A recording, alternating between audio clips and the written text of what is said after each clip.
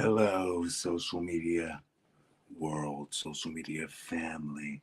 I know it's been a very long time since I've done a video specifically for my at AOCM01 page, and I wanted to let you all know that it's still nothing but love. Absolutely nothing but love.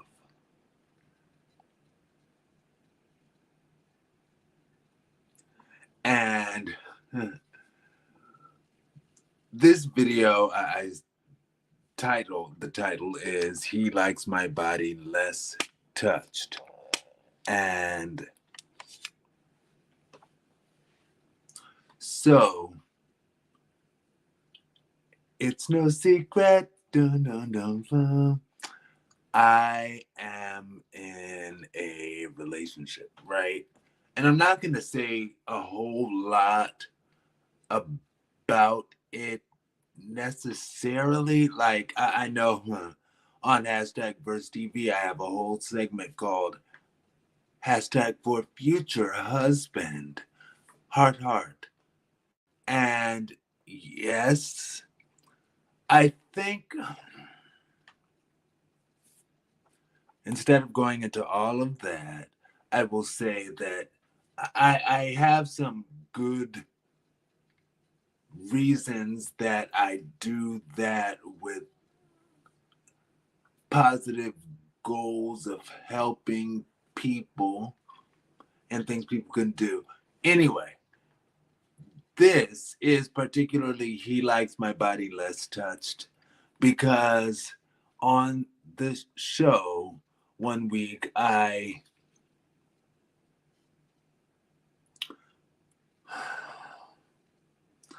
was playfully saying, I'm keeping it fresh for you, baby. Yes, it'll be fresh. And I was saying that sort of to be deliberately ironic because everybody who knows anything about me, you know that back in college I used to be a thought, but I'm not no more. And I was like, I'm keeping it fresh for you because I'm not anymore. I'm keeping fresh what there is to be kept fresh. Because now, even in college, though, even when I was a thought, I also call it my sexual exploration days and my looking for love in all the wrong bedrooms days. Because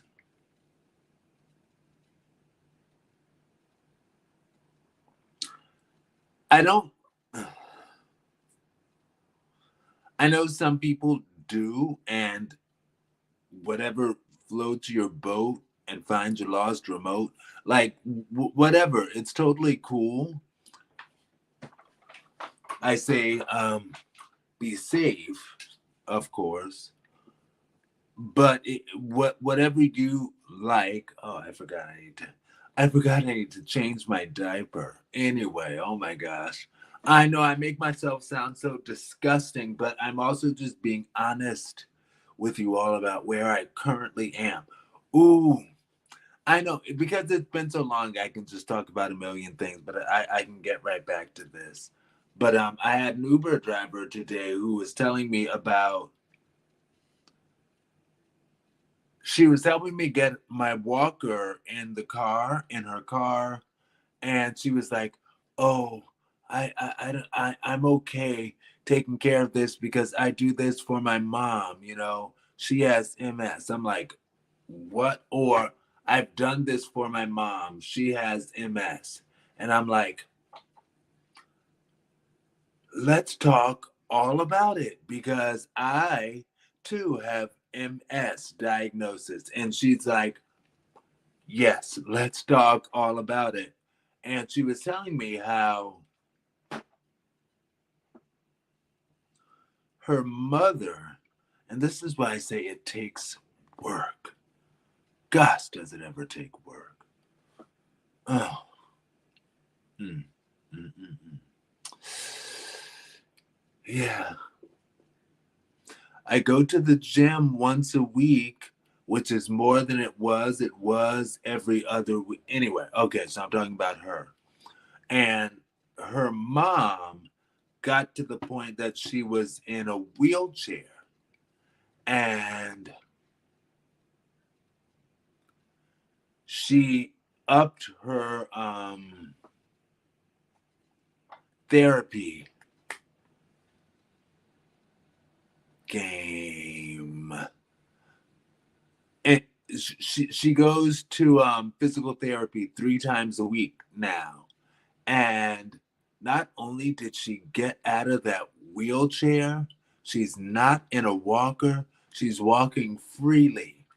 And she's the Uber driver was like, yeah, my mom's a lawyer, but now she does like writing stuff or whatever. But all of that to say she's still quite active. And I'm like, wow. And I asked her this as I was getting out of her car. It seems like people in Cleveland often have a much better, smoother life with the whole MS diagnosis. I don't know what it is. I don't know what it is. And you can say that I said it, and said it on the record clearly, but I it's just what I seem to have come across. And it seems like people do. Like one of my barbers in the barber shop was diagnosed with MS before me. And he's still a barber, standing up, cutting everybody's hair every single day, every single work day. And I spoke with him, and he was actually diagnosed before me. And and I was diagnosed in 2010, right? And I think he said he was diagnosed like in the 90s. And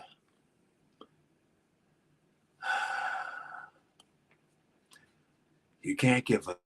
You've got to keep going because, yes, the Uber driver's mother, the Uber driver told me that her mother was diagnosed, I think she said 20 years ago. And the fact that she got all the way to the point of having to use a wheelchair and was able to, with work, again,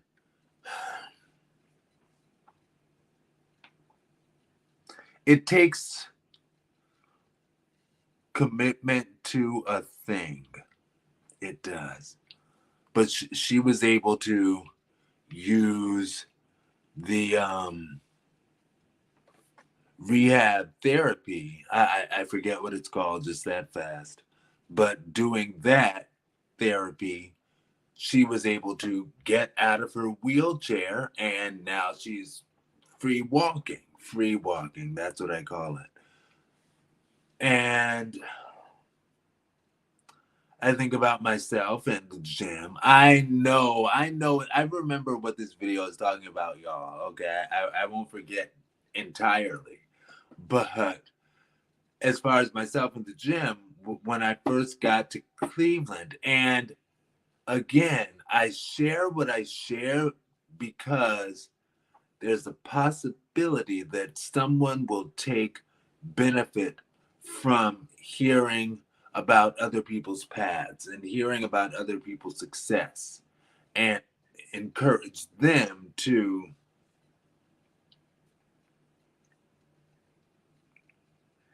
I love my East African forehead. I do. I do. My love is East African and it's a it's I used to make fun of my forehead a whole lot, but anyway, oh my gosh, before I forget this because I might forget this. I go to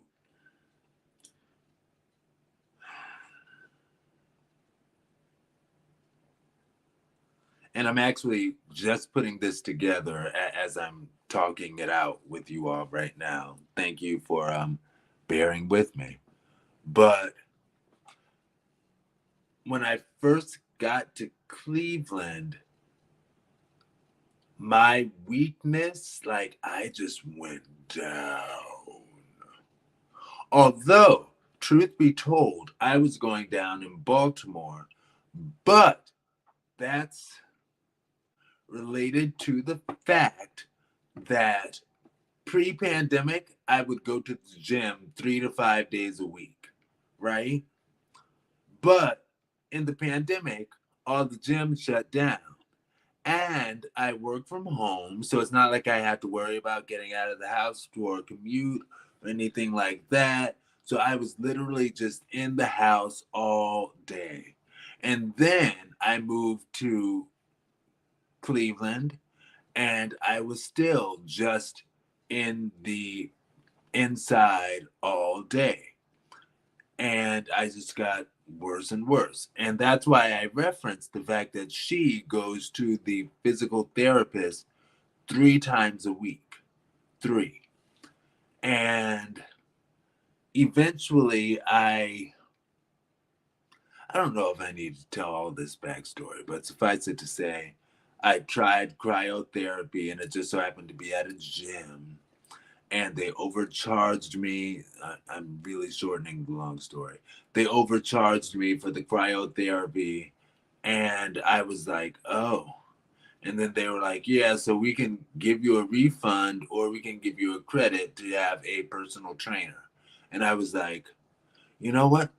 I'm intrigued by having a I've never had a personal trainer before, aside from what you get at Planet Fitness. Because I'm a Planet Fitness guy. Sorry, I am. Technically, I don't go there right now. Anyway, oh my gosh, but this is a really long story. I'm I went from going to the gym 0 times per week to going to the gym every other week to now I try to go to not try to go to the gym, but I see the personal trainer woman every single week.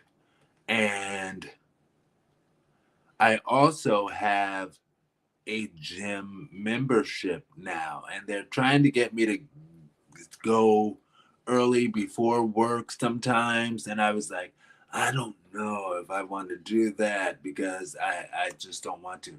But part of me is like, you know what, Aaron? Just like the little engine that could. I think I can. I think I can. And I think that my work at the gym helps me. And that Uber driver's mom is an inspiration to me because she is working out 3 times a week. Physical therapy is what it's called. Physical therapy 3 times a week. And it's like that's a workout. And it's benefiting her. So maybe I need to try to get back to going more frequently. And again, she has she the Uber driver told me her mom was diagnosed in at 31 and now she is 54, I think she said. So it's like, yeah. And now she's a really sweet, cool thing that she said was she was like, now the only way you wouldn't even know that she had the MS diagnosis unless she told you. Like she's that, yes.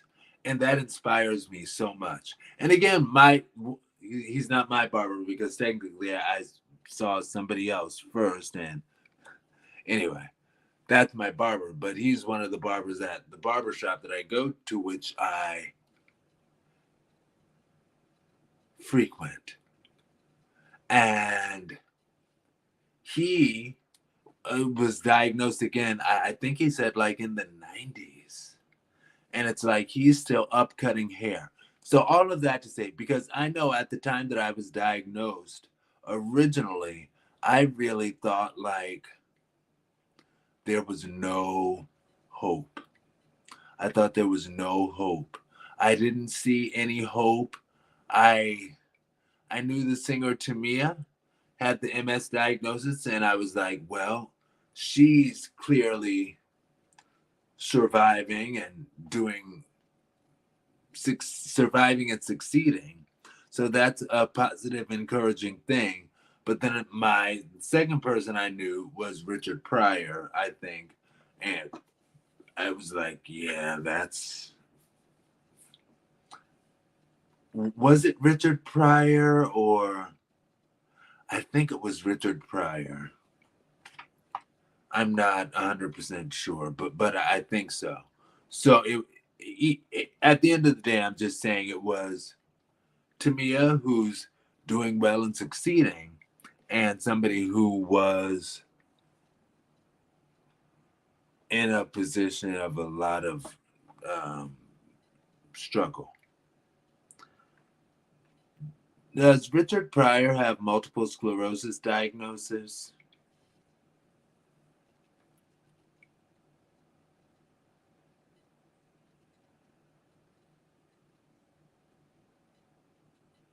Yeah. He was diagnosed in 1986. Again, Cleveland's Mellon Center at like Cleveland Clinic has an entire center dedicated just for MS people, like strictly for healing MS people. And I don't know, but I think there might be something like those doctors know a thing or three. And it's not, the medicine is not yet at the point where it's like, I can just take it and I'm better.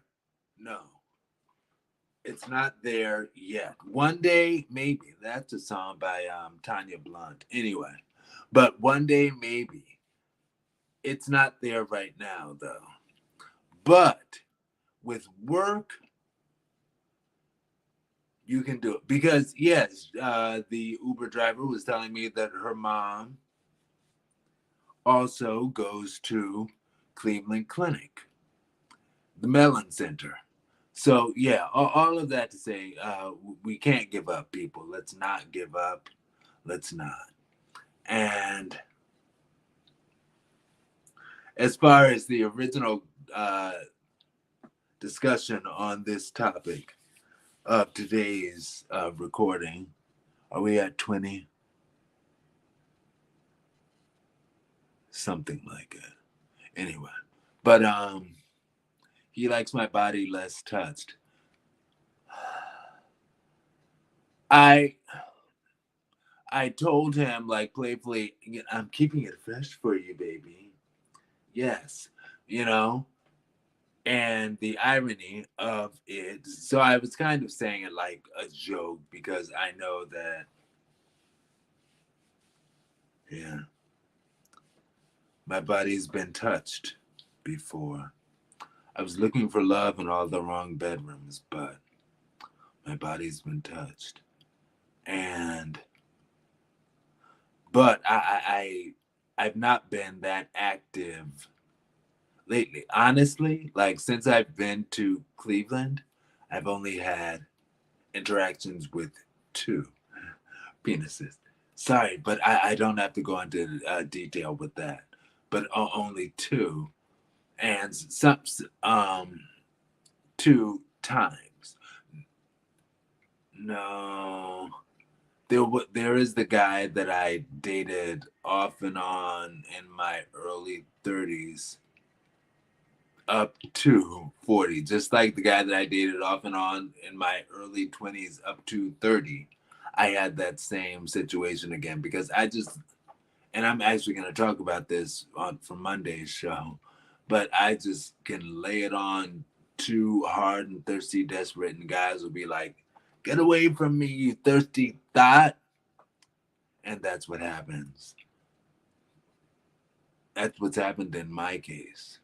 Is anyway, but yes. So I told him that I've been not throwing it around, and he actually said, thank you. And I was like, what? You're thanking me? And this is how it connects to my whole MS thing and everything, because it's like him thanking me for that. I was like, wow, because there have been parts of my mind that say, you know what, Aaron, your body, you use a walker. People, I had another guy today, like, try to pay for my food because he's like, oh, are you homeless? No shade to homeless people, but it's like, no thanks. And he was like, I just, and I was meeting my friend, and my friend was like, he gonna pay for my meal, shoot. Anyway, but he was running late. Anyway, he wasn't running late, but he got there later. Still at our agreed upon time. Nevertheless, I appreciate, because of the whole walker and everything, sometimes I can get really down on myself and my self's value, and people not wanting me. And when he said thank you, he said thank you, talking about me sharing my body with him. He said thank you.